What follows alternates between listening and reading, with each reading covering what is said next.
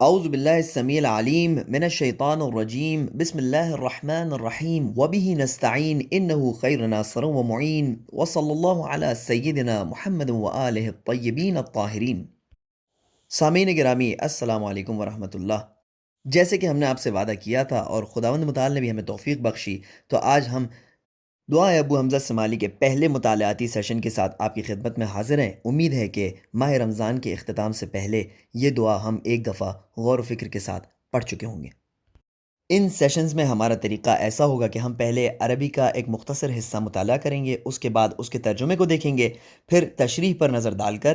اگلے عربی کے مختصر حصے کی طرف آگے بڑھیں گے اور اسی طرح انشاءاللہ اس دعا کو اختتام تک پہنچائیں گے۔ تو آئیے عزیزان محترم، اب بغیر کسی انتظار کے ہم دعا کی جانب آگے بڑھتے ہیں۔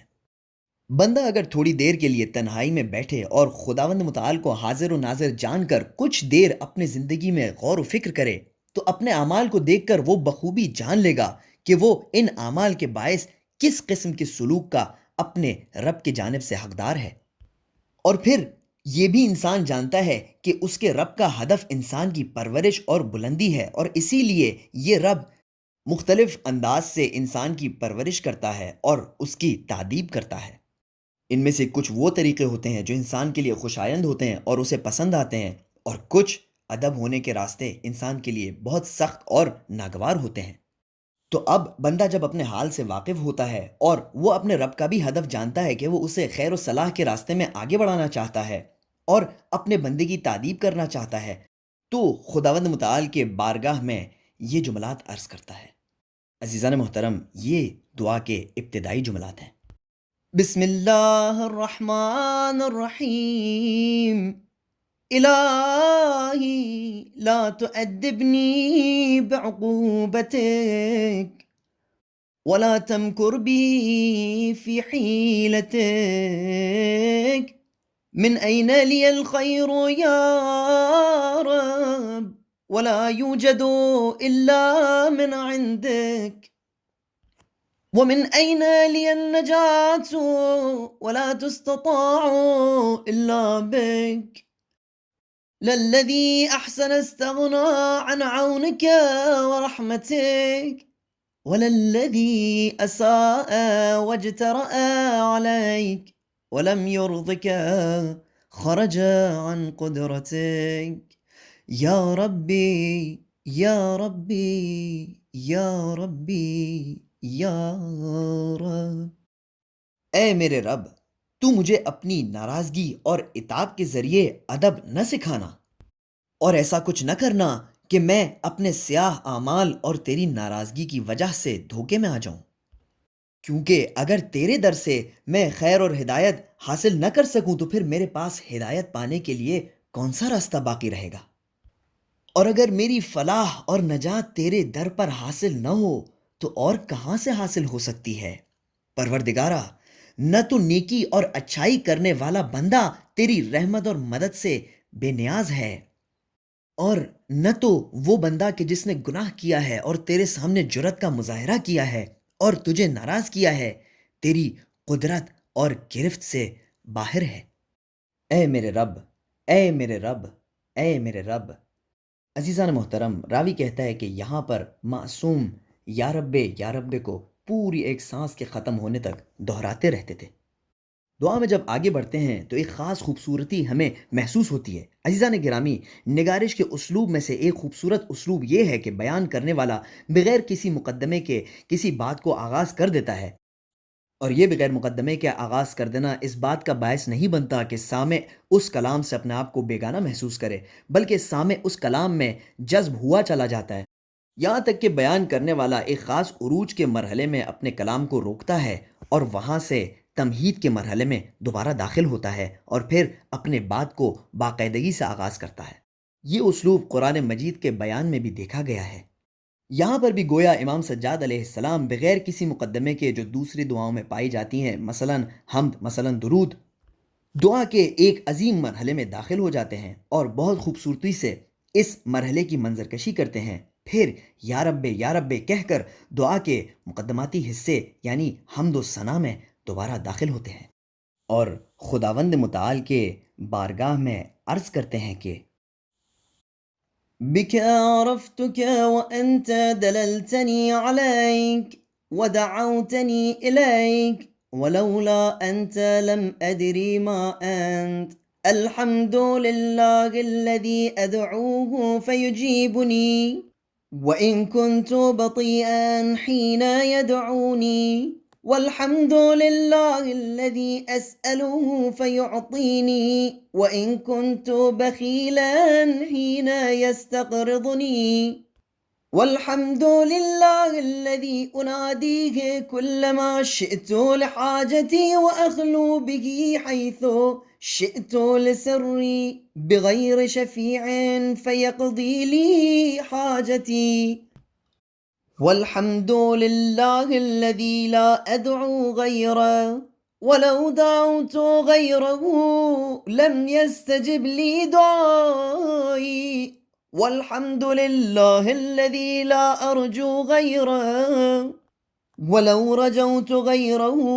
لأخلف رجائي، والحمد لله الذي وكلني إليه فأكرمني ولم يكلني إلى الناس فيهينوني، والحمد لله الذي تحبب إلي وهو غني عني، والحمد لله الذي يحلم عني حتى كأني لا ذنب لي، فربي أحمد شيء عندي وأحق بحمدي۔ عزیزان محترم، دعا کا تمہیدی آغاز ایسا ہوتا ہے کہ بندہ خدا کے بارگاہ میں کہتا ہے، یہ جو میرا ناقص ایمان ہے، یہ جو میرے دل میں تیری محبت ہے، یہ جو کبھی کبھار میں تجھے یاد کر لیتا ہوں، یہ سب تیری ہی دین ہے۔ میرے اس درک اور احساس اور شعور کا باعث و بانی تو ہی ہے۔ اگر تو نے میری ہدایت کے لیے ڈھیر سارے وسائل فراہم نہ کیے ہوتے تو میں آج دنیا کے کسی کونے میں بھٹک رہا ہوتا۔ اپنے دل کو بہلانے کے لیے میں بھی اس مادی دنیا کا سہارا لے رہا ہوتا، لوگوں کی ظاہری محبت سے تیری خالی جگہ کو دل میں بھر رہا ہوتا، لیکن اے پروردگار، یہ تیرا مجھ پر بہت بڑا احسان ہے کہ تو نے مجھے تیری پہچان دی اور ہمیشہ کی طرح پیار اور محبت کے ذریعے تیری طرف میری رہنمائی کی، مجھ حقیر اور ناچیز کو اپنی طرف دعوت دی۔ عزیزان محترم، دعوت کا لفظ ایک محبت سے بھرا ہوا لفظ ہے، اور آپ دعوت ہمیشہ اس کی کرتے ہیں جسے پسند کرتے ہیں کہ وہ آپ کے قریب ہو، اور یہاں پر امام سجاد علیہ السلام فرماتے ہیں کہ تو نے مجھے اپنی طرف دعوت دی، یعنی تو نے مجھ حقیر کو بہت اہتمام اور احترام کے ساتھ اپنے در پر بلایا،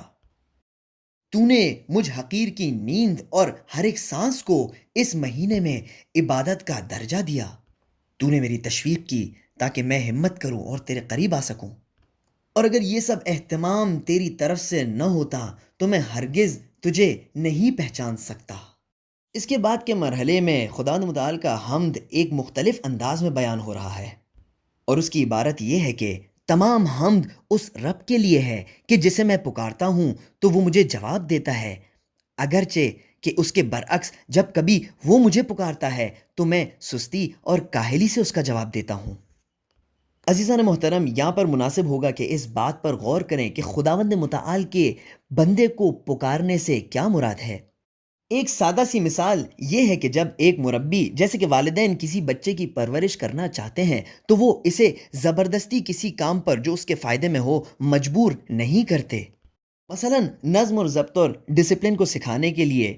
تربیت کے اصولوں سے آگاہ ماں باپ یہ نہیں کہتے کہ اپنا کمرہ صاف کر لو یا چیزوں کو جگہ پر رکھو، بلکہ وہ اس انداز میں کہتے ہیں کہ اس بچے کی عزت نفس بڑھے اور وہ اپنے آپ کو مفید محسوس کرے تاکہ اس کی عزت نفس کے ساتھ تربیت ہو۔ تو یہ ماں باپ بچے سے ایک محترمانہ انداز میں مخاطب ہو کر کہتے ہیں کہ تم گھر کو صاف کرنے میں ہماری مدد کرو، اور یہ ایک بہت ہی خوبصورت تربیتی انداز ہے۔ اگرچہ ماں باپ کو اس بچے کی مدد کی کوئی ضرورت نہیں ہوتی، لیکن وہ اس طرح مدد مانگ کر اس کو بڑھائی دیتے ہیں۔ شاید اسی بات کی طرف ان جملات کا اشارہ ہے کہ اگرچہ کہ خداوند متعال پوری طرح سے بے نیاز ہے، لیکن وہ اپنے بندے کی بزرگی چاہتا ہے، تو وہ محترمانہ انداز میں مخاطب ہو کر کبھی اس بندے سے مدد کا طلبگار ہوتا ہے اور کبھی قرض مانگتا ہے، اور ان تمام کاموں میں صرف اور صرف بندے کا ہی فائدہ ہے۔ اور دعا کے جملات بھی یہی کہتے ہیں کہ جب ہم تجھ سے مدد مانگتے ہیں تو فوراً جواب دیتا ہے، لیکن جب تو ہمیں پکار رہا ہوتا ہے تو ہم تجھے جواب دینے میں سستی دکھا رہے ہوتے ہیں۔ اس کے بعد دعا کے جملات یہ ہیں کہ حمد ہے اس خدا کی کہ جس سے جب میں کوئی سوال کرتا ہوں تو وہ مجھے عطا کرتا ہے، اگرچہ کہ اس کے برعکس جب وہ مجھ سے قرض مانگتا ہے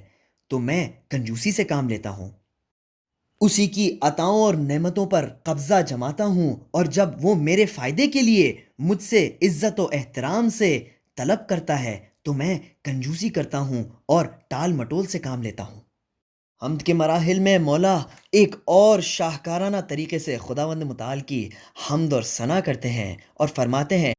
کہ اور حمد ہے اس پروردگار کی کہ جسے جب بھی میرا دل چاہتا ہے تو پکار لیتا ہوں۔ زندگی کے جس موڑ پر جب تمام دروازے بند ہو جاتے ہیں تب میں اسے تمام تر اعتماد کے ساتھ صدا دیتا ہوں،